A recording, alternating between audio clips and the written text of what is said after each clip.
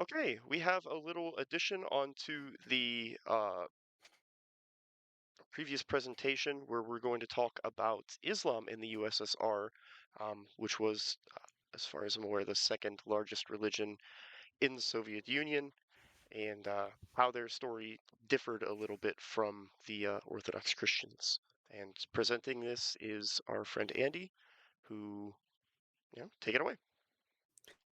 Thank you. Yes, I'm one of the many Andes that hangs around here at Osoaviakhim. My main interest is Islam and Bosnia, with reenacting certain SS divisions that come from there. I will preface this saying that I am not Muslim. I do not practice Islam. I have not taken the Shahada, which is there is no God but Allah, and the Prophet Muhammad is his messenger. If you take that in truth, you revert to Islam. I just have an extreme interest in it, and I hopefully can give a little teaser for the future on Islam. So, as you can see here, this is a demonstrate, or this is a kind of, it looks generic, but this is a typical mosque, what they would look like. They have the minarets and their domes. So, getting into it, in the Soviet Union, Islam was the second largest faith, like Andrew said. That 45 to 50 millions number is actually at the end of the Soviet Union. I'm not entirely sure what their number was during from the beginning in 1917, 1918 to the end, or sorry, through the war. This is closer to the end. They were concentrated in Azeri, Kazakh, Kyrgyz, Tajik, Turkmen, and Uzbek SSRs, which is Central Asia today. If you look at those countries now that they have independence, predominantly Muslim, or virtually all Muslim now. They're also in, I believe it's pronounced Idel Ural. Some of these words I do struggle with. Caucasian and Crimea regions. Now the Caucasian region now is Chechnya and those regions, which we will kind of go into in a little bit. Before I move on, 90% were Sunni and 10% being Shia. Shia are usually located near the Persian border, which is predominantly Shia country. Those numbers reflect modern Muslim populations around the world. It's about a 90-10 split across the world. It's kind of coincidental that the Soviets ended up actually being that same amount. Oops. Um, so in 1917, when the Bolsheviks win the Civil War and start taking over the Soviet Union, there's about 25,000 mosques, which I was absolutely stunned by. That number seems absolutely huge, but considering the size of the USSR, it makes sense. Unfortunately, that number would go down to a little under around 500 by the 1970s. Persecution was common from the beginning. I'm glad I got to kind of piggyback off of the Orthodox Christian uh, presentation, because a lot of the stuff that happened to the Christians, it was almost identical to what was happening to Muslims, although there was a little more tolerance in some areas. Um, and Islam, again, from the beginning, was restricted to mosques and madrasas. Madrasas are Islamic schools, much like the Jews have their shivas, or not shivas. Sorry, I forget the exact term, but the schools that Jews would go to learn about the Torah. The Muslims have their equivalent, which is a madrasa. They learn the Quran, and they essentially prepare themselves to be Muslim.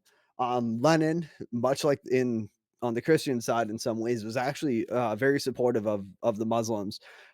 He saw that, and he believed that they were kind of organically socialist in a way. And what that means is that in Islam, the elders have the say.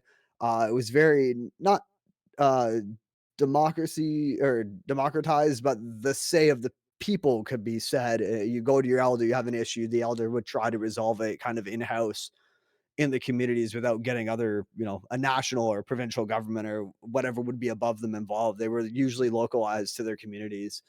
Unfortunately, when Stalin comes into power, this totally changes. Much like the Christians again, they would be attacked by the state, or at least these are terms that the Muslims would use.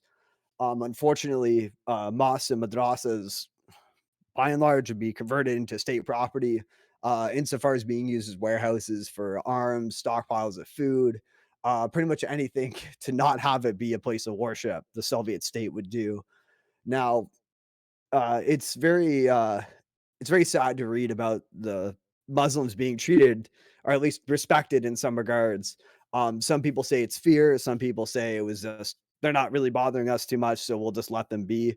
Unlike Christianity, which was the state religion, Islam in a lot of these areas was pretty isolated and pretty remote. The Crimean Tartars were really the closest Muslims that some or the majority of some people would see. So it's you see these groups kind of they were not seen as rule, but they were kind of just in the background and not really worried about.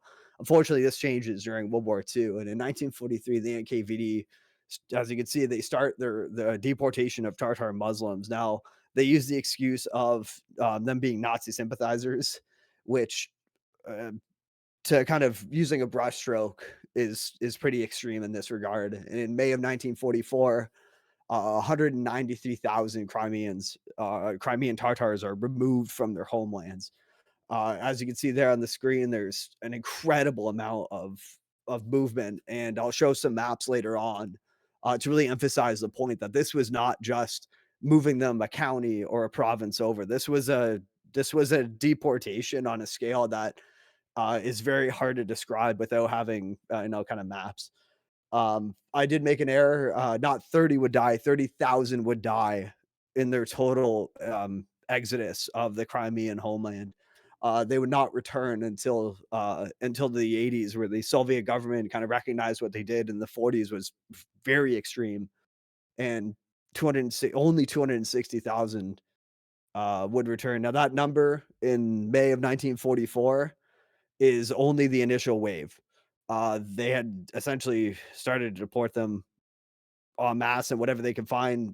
There'd be Tartars on the run, Tartars that would escape this initial wave. Although, by and large, by the end of World War II in 1945, a lot of these folk were gone, and it's extremely.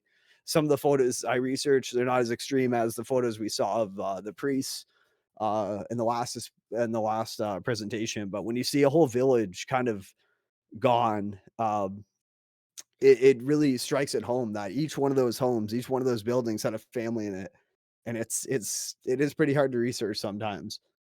Um, Going on again. Oh, sorry, my bad.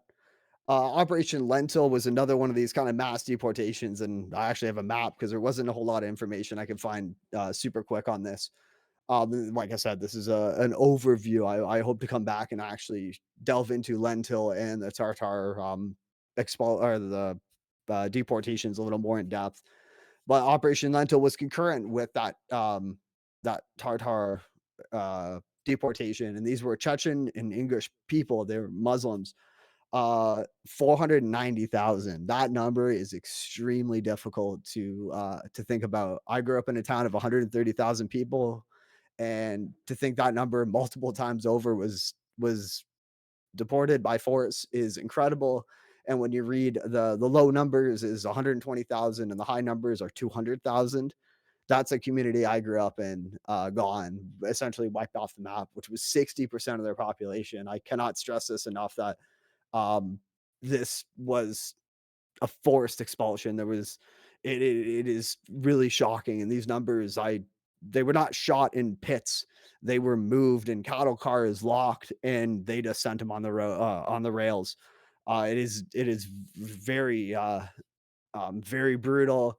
But the reason why they did this, especially to the Chechens and in some cases to the Tartars, is they saw them as sympathizers to the Nazi invader to their land.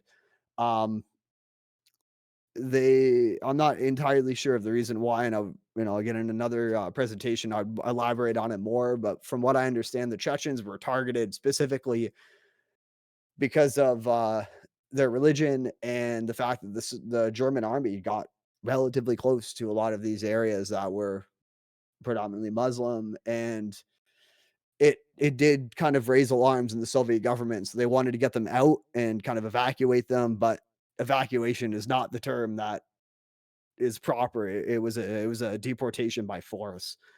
You can see there on the map, they moved them kind of in predominantly Muslim areas. So it wasn't to strip them of their faith. It wasn't to convert them to atheism. They were still able to retain Islam in these areas. Um, for whatever reason, the Muslims were somewhat respected to keep their religions in their predominantly Muslim areas. If I can, hopefully it's this map. Now, this map is kind of orientated weird. A couple of you might notice that it's kind of shifted off. And unfortunately, it's cut off. But this brown region in the Kazakh SSR, and you can see in the Kyrgyz, Uzbek, Turkmen, and then across to the Azers SSR, it was predominantly Muslim. And like I said at the beginning of this presentation, still is. You can see that there's some pockets of Russian Orthodoxy in Kazakhstan. That is due to Russian settlement because that's just kind of how the Soviet Union was. Once they move people out, they need people to come in and essentially live in these communities. So whether you agree with it or not, that's just how the Soviets did it. You can see just below of the Ukrainian SSR, Crimea is predominantly Russian Orthodox. In reality, it was a mix of Muslim and Orthodox. Those Tartars were pretty much removed, like I said, by force. Um, this photo, unfortunately, this is a really poor photo. I wish it was a lot better, but it shows the Tartars here in this blue area in the Kazakh region. Um, and it should show it here on the Ukrainian side, but because, like I've been emphasizing this whole time, these deportations pretty much push them into here. Hopefully this next photo. Here's a really good one. This is 1979. So this is right at the end of this, or this is kind of, about a decade before the USSR falls. And you can see that even you can see the Chechen regions have now regained a lot of that population of Muslim folk, especially in the Chechen English ASSR, which is that kind of that pocket right next to the Georgians, this little spot here. Dagestan as well, the borderland of the Caspian Sea, is also more Muslim than ever. They go back up to approximately 70 to 80% of their the Muslim faith. And you can see the Turkmen, the Kazakh, and the Uzbek across the Caspian Sea is virtually in some areas 100% Muslim. Like I said, they relatively retain their faith without much interference in the government. Um, and this photo here, this is a whole kind of broadside of all of the groups. But as you can see, again, this also confirms the fact that these areas were predominantly Muslim in the Caucasus region, in the what we call the all the countries we know today as the stands, except for Pakistan and Afghanistan. These areas, not sorry, Pakistan and Afghanistan were not under Soviet rule, but all the other ones that we know today were Muslim and retain that through the Soviet Union, either as a sign of resistance or because they really weren't bothered a whole lot, to be honest. There's not a lot of research in these areas, and I've researched Islam for quite a few years, not specifically in the USSR, but just in general. European Islam is extremely interesting, and Central Asian um, Islam as well. Um, you do see a bit of you do see a bit of a return to the faith. People seeing the Soviet Union starting to relax in the 70s and 80s with Glasnost and all those programs. Islam becomes not, I shouldn't say tolerated, but you could be Muslim again. You could do all of your prayers and your, your, you like going to a mosque and things like that. One thing I will say in the research I did for today's presentation, Hajj, which is the trip to Saudi Arabia, it's the trip to Mecca, the Grand Mosque there. I'm not entirely sure if it was 1927 or 1953 when Hajj was allowed to be undertaken by Muslims. And Hajj is very important. It's one of the five pillars of Islam. And unless a Muslim is severely wounded, ill, or cannot physically do it, they have to do it at least in their lifetime. So most Muslims do. Um, and unfortunately, when religion is oppressed, when religion is controlled by the state, and you really can't leave, it that creates a problem for Muslims and the Hajj process. And like I said, in 1927 or 1953, I'm not entirely sure. Lady Israkar, I can never pronounce her name right, has some phenomenal videos because she is a practicing Muslim and she studies the Soviet Union specifically. She's been a great resource for me to use for this presentation and for hopefully more Muslim presentations.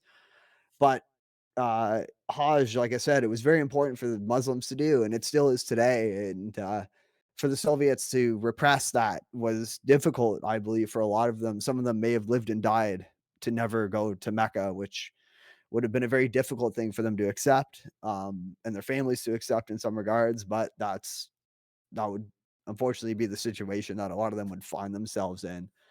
The other thing too that is very interesting is the use of headwear with women or head coverings more specifically. As you can see, I believe there is on this screen there or on this photograph, there's some Muslims, if I believe they may have been cut out, but for machinery and women in factories, to have your hair down was very dangerous. I think a lot of folks who've worked in machinery alone, you don't wear rings, you don't wear certain things on your hands. Well, long hair is also a safety risk. So a lot of women would wear an Islamic style veil. And like I said earlier, with the Lenin era of the Soviet Union, there was sort of a push not to be Muslim, but to adopt a headscarf, a veil similar to the Islamic look for safety, so you don't, rip your hair off essentially. So that was something interesting that I read that they used the strengths of their people, the Muslims, to show that okay, we might not agree with their faith, but something they do is actually kind of a safety feature in a way for factory workers. And as we know, the Soviet Union had many factories, and as the war was going on, which is what we specifically study, that's a major thing. If a factory worker goes down in any regards, that's a severe problem. So to minimize the risk of workplace injuries, a lot of women would take to a similar look of tying their hair back and putting a cloth covering over it. Some women still do this today. It's a comfortable way to wear your hair up. So it is very interesting to see that, and that's something I actually learned within the last few days, which is like very interesting. And I will end this with an engraving on the memorial of victims of the deportation 1944. This is in Chechnya today. If you go there, you'll see this. It says, "We will not break, we will not weep, and we will never forget." Um, if you guys know the Chechen history, and this is a little bit outside of the scope, Chechnya fought two wars of independence, one in the 90s and one in the 2000s. The one in the 2000s had a lot of foreign jihad and foreign terrorist actors in it, but the one in the 90s um, had a sense of independence. They did win against the essentially crippled Russian Federation at the time. And this memorial went up in 92. So this was right before that war broke out. And it was shelled, it was damaged, as pretty much essentially everything in the city of Grozny was, if it wasn't flattened, it was damn near unrepairable. I would like to believe that this, and from my research and photos, I do reenact the Chechen conflicts, precisely the first one, to see the photos of this monument damaged, but that motto not damaged, is very surreal. I don't believe it was targeted outright, but to see it damaged, but yet this motto, a Chechen fighter might read it and go, "Holy smokes! My grandfather, my father may have been repressed by the Soviets. It may have been, in some cases, for some fighters, um, a motivating factor to fight against the new Russian Federation. They may have seen them kind of as the remnant of the Soviet Union. And I know that's a little bit outside of the scope of today, but it is relevant. They were Muslim. They essentially called it jihad. They were seen as mujahideen fighters or holy fighters. And to them, um, and I need to do more research, but it would be interesting to see how many of them use the justification of the deportations from the Caucasus region as a justification to fight 50 years on. This is dated 1994. The deportation story started in 44, and this was open in 92. So that's within a lot of people's lifetimes, which is very incredible to see. But I will end it on that note, and hopefully, if there's more interest in Islam, especially in the Soviet Union or in Europe in general, I would love to elaborate further on it. Yeah, great presentation. Thank you so much. This is definitely a great addition to the Orthodox Christianity. Just to bring it in, I wish that we had some people to talk about Judaism in the Soviet Union. They faced a very Mm, similar thing. and they were actually so many of them were requesting to move to Israel when the Israeli state um, was rather Yep. violently created in 1947. Um, that Stalin actually made a dedicated Jewish republic of the Soviet Union. It was called Birodbijan in the Far East. But Jews were very heavily persecuted in the Soviet Union as well. Mhm. And I think every religion was. Oh yeah, of It's, course. uh, it's really difficult to understate how repressed pretty much everybody was. The Christians weren't alone, the Jews, the Muslims, even pagans were not spared, essentially. Yeah, I forget how the quote goes, but, in my research, a lot of the Muslim articles open up with I don't know who exactly said it, but, it was a socialist or communist philosopher that said, "Religion is the opium of the masses."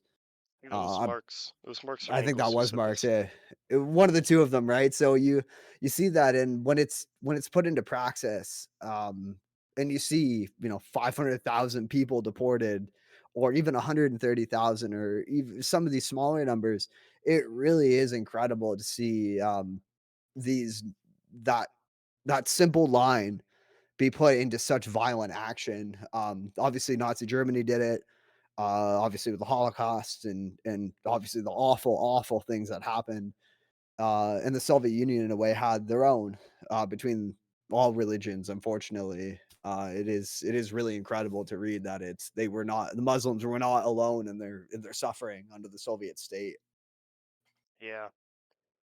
One of the things, unfortunately, that's commonly puppeted by like modern anti-Semites is that Jews had some special position in the Soviet Union, that a significant number of Soviet leadership were like practicing Jews, and it's Stalin actually specifically targeted um, Jews and Jewish community Mhm. leaders in several of the purges. Um, and it could not be farther from the truth. I All mean, the all post-war religions were. doctor's plot as well, right? Oh yeah, of course. And Right. even So, in the 1930s, like Stalin was openly pretty anti-Semitic, refused to recruit Jewish Red Army officers. Um, it All religion was very heavily persecuted in the Soviet Union. And one more point.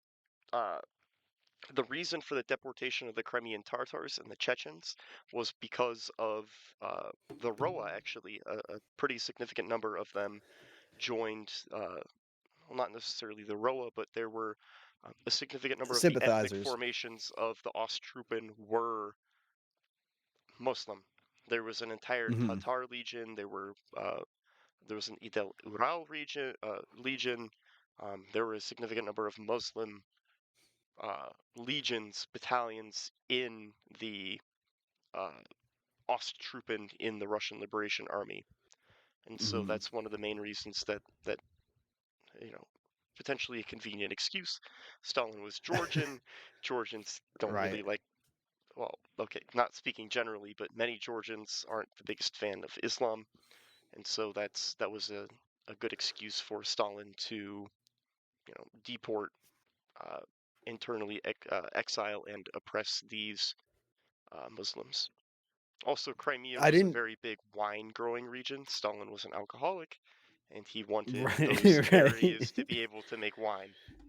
And Right. So I you didn't can't include forget any of the Islam. ethnic lesions or anything because I didn't know how intensive the POA presentation would have been. So I kind of avoided that on purpose. And down the line, I would love to talk about those formations. I have been studying them. And the reason why I didn't was, again, another overlapping. And I wanted a general overview. I wanted to see Hmm. how the community would react to just a general broad overview of Islam in the Soviet Union. And again, this is a very, very, very like surface level. I didn't dive too deep, like many, well, virtually all the other presentations tonight.